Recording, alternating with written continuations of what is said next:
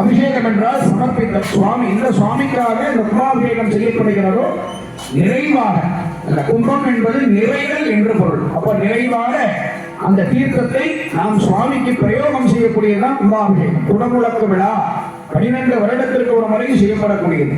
அப்படி ஒரு அற்புதமான நிகழ்வு நடைபெறவிருக்கின்ற இந்த ஆலயத்தினுடைய மிக அற்புதமான ஒரு சக்தி அனைவருக்கும் கிடைக்க எல்லாம் உள்ள மகா கணபதியை பிரார்த்தனை செய்யும் பொருட்டு இப்பொழுது விழா நாயகன் முழுமுதற் கடவுள் சனாதன தர்மத்திலே முதன்மை வாய்ந்த கடவுளாக விளங்கக்கூடிய விநாயக பெருமானுக்கு இப்பொழுது பாலஸ்தாபன விழாவிலே நிறைவு என்று சொல்லக்கூடிய மகா பூர்ணாவதி கொடுக்கப்படுகிறது.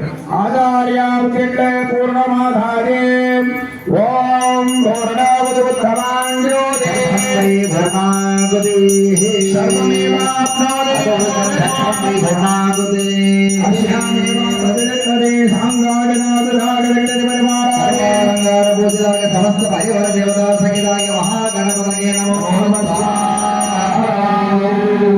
ஓம் நமோ ஸ்வாஹா. ஓம் நமோ ஸ்வாஹா.